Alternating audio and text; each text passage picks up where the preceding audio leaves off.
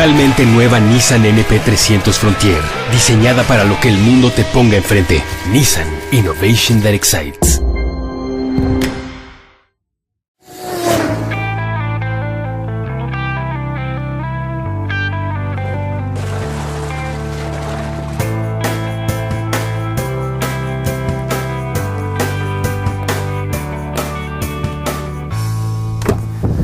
Introducing the redesigned 2014 Nissan Pathfinder, which is now a car-based sports utility vehicle with enough room for a family of 7 or a small group of adventurous Pathfinders. And now you can opt for Nissan's first ever hybrid Pathfinder. More on that in just a bit.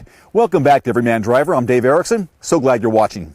The 2014 Pathfinder comes in 4 trim levels. You have the S, SV, SL, and Platinum, each with the option of 2-wheel or 4-wheel drive. My tester is a Platinum 4x4, and I'm very excited to share it with you. Let's get started now by popping the hood. The power plant of the 2014 Nissan Pathfinder is the same regardless of trim level. It's a 3.5-liter dual overhead cam V6 engine mated to a naturally aspirated CVT that kicks out 260 horsepower and 240 pound-feet of torque. Now, my vehicle here has an intuitive 4-wheel drive system, which means you have the option of going with a selectable 2-wheel drive, auto, and 4-wheel drive locking mode. A great level of versatility no matter what driving conditions you hope to tackle or come your way. And speaking of versatility, the Pathfinder has a towing capacity of up to 5,000 pounds, so hook up those small boats, ATVs, and recreational vehicles. As far as fuel economy, you're looking at the same numbers as last year, 19 city, 25 highway, and just like last year when we tested the 2013 Pathfinder, we've been averaging in mixed driving 21 miles per gallon. And the recommended fuel type, regular, unleaded. You have 3 options on how to open the power liftgate of the 2014 Nissan Pathfinder. There is a button just left of the steering wheel. Of course, there's a button here on the key fob. Press and hold that. Otherwise, there's a black rubber pad just below this chrome ledge. Press that. A couple of beeps will happen, and up comes your power liftgate. Now, behind this third row of seats, you're looking at 16 cubic feet of volume.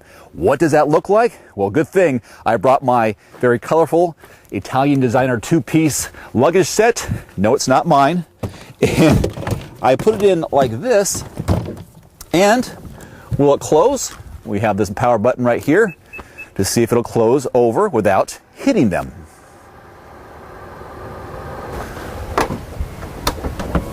Voila. All right, we press the button just below again.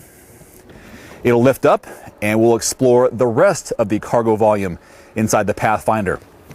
Now, we don't have numbers on how much cubic volume we have if we fold down this third row of seats, but we do have numbers on how much room we have if we fold down the second and third row, and that is just under 80 cubic feet of volume, which is quite a bit, and these seats do fold down. I'll show you. As you can see, the seats fold down fairly flat, so you have a huge surface area to haul some larger items, boxes, luggage, and so on, and even a bicycle if you want with the front tire on. And just below your floorboard, you have this Bose acoustic wave system here, and some more storage space if you want it. And below the vehicle is where you'll find the spare tire. Time for some real-world headroom and legroom examples in the back of the Pathfinder. The first thing I'll point out is this incredible panoramic sunroof that opens up the space for the second and third row of seats. There's already one here for the driver and passenger, but this back one really makes it nice, which I think should be a standard on all mid-size and larger SUVs, although in this vehicle, it is an upgrade. Now, here's where my knees are in relation to the driver's seat. I am 5'11", and this was my position as a driver, and I don't have a lot of room. The good thing is, and bad thing is, that this second row of seats has 5.5 inches of travel. So I lift it under here, I can slide it forward. Doesn't do me much good, but it does do good for the people in the third row of seats. This is as far back as it goes. It gives me a little bit of room, but not a lot. The cool thing is with this second row, which is a 60-40 split, the third row is a 50-50 split, both seats have the option, let me do it right, of reclining. I can recline here, and I can also recline in the third row. Now, headroom is made better thanks to this panoramic sunroof. Otherwise, it would be a little bit on the tight side for me. Again, I'm only 5'11", and I bet you I would be hitting the ceiling or really darn close if this panoramic sunroof was not there. Here's something I really like for my passengers and people who may have short attention spans or need constant entertainment. You've got two 7-inch rear seat DVD entertainment systems, which also come with a wireless headphone and remote. And remember how we showed you can fold down this second row of seats to make more space for the overall cargo volume? Well, they have something called a glide and latch system where you can slide these seats up together and slide it over like that. That way you have better access to the back seat. And back seat leg room and headroom, well, again, this is probably for your smaller passengers because your knees are sticking up pretty high. But if you have this second row slid forward because you have that 5.5 inches of seat travel, then you'll have plenty of room back here. But it does feel a little bit on the claustrophobic side. You'll have to see it for yourself to know whether or not it works for you.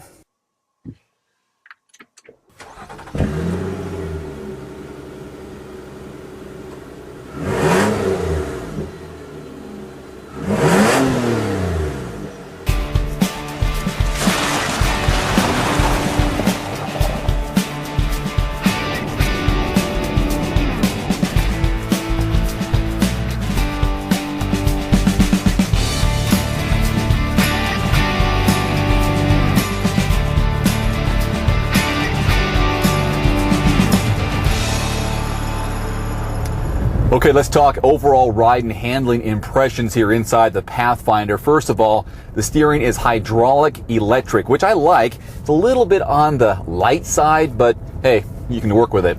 The overall ride, though, is comfortable, but I wouldn't call it an agile SUV, but not a concern in my opinion. I like it the way it rides just fine.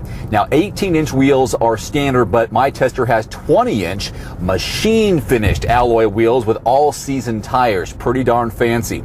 Now, if you're interested in doing some off-road adventure running, the ground clearance isn't that great, only 6.5 inches. In addition to a number of standard airbags throughout the vehicle, as well as a traction control system, there's also electronic brake force distribution, brake assist, and an anti-lock braking system. This heated leather-wrapped steering wheel is a welcome feature, especially during the winter months. Cabin noise overall is minimal, and the center stack here in front of me and the instrument cluster is easy to understand, and you have this beautiful 8-inch color monitor. There's also a backup camera with a rear sonar system, which is pretty cool. And I'll say this again, this panoramic sunroof behind me is phenomenal. Now, the big news for the 2014 Pathfinder and the more environmentally friendly minded individual is the first ever Pathfinder Hybrid.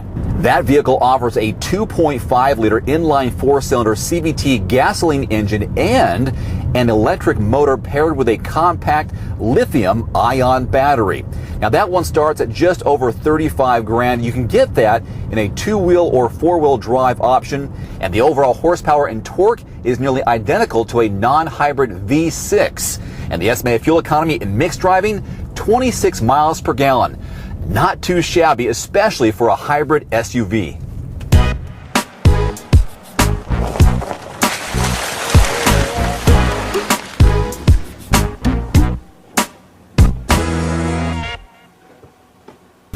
The beginning MSRP in the base 2014 Nissan Pathfinder S-Trim in 2-wheel drive is just under $29,000. My tester, as seen here and equipped as such with that Platinum package in 4-wheel drive, is $44,545. I do wish this vehicle was a little bit longer. It might give you some more versatility in that second row, or at least maybe increase that seat travel. Otherwise, it's a fun car to drive. I really liked it. It is worth a look and a test drive. Until next time, I'm Dave Erickson with Everyman Driver. Thanks for watching.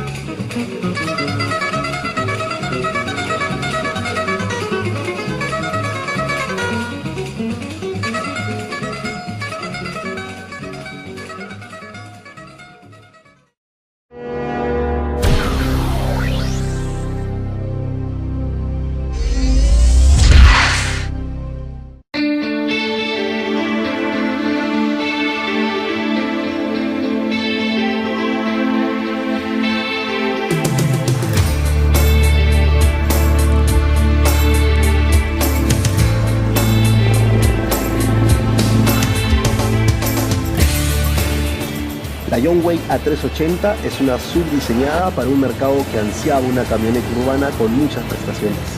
La A380 viene en 3 versiones que a su vez están disponibles en las presentaciones básico, comfort y lujo. Con motor de 1.8 litros de caja automática nos permite manejar sin prestarle mucha atención a los cambios. Basta poner la caja en D y listo, permitiendo al conductor manejar cómodamente.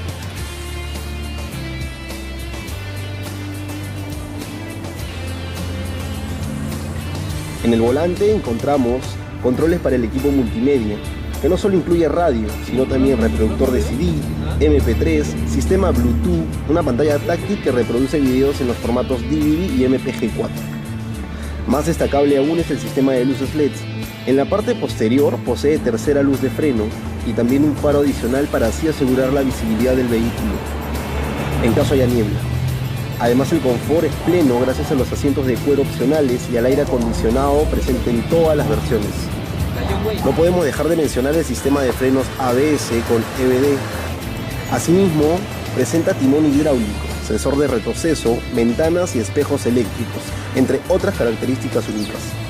Otro aspecto a destacar es que todas sus versiones cuentan con asientos de pilotos regulables, en altura y apoyo lumbar, asientos posteriores abatibles y con el ya conocido sistema de contención para silla de niños Isofix. La A380, así como las demás modelos de John Way, no solo son testeados en la planta, sino en el exterior, bajo las condiciones climáticas más extremas, desde gélidos terrenos a menos 32 grados centígrados hasta áridos desiertos en la provincia china de Qinghai. Vale la pena apostar por la A380. Ahora, si nuestras palabras no lo convencen, le recomendamos solicitar un test drive en el concesionario de su preferencia, de la marca.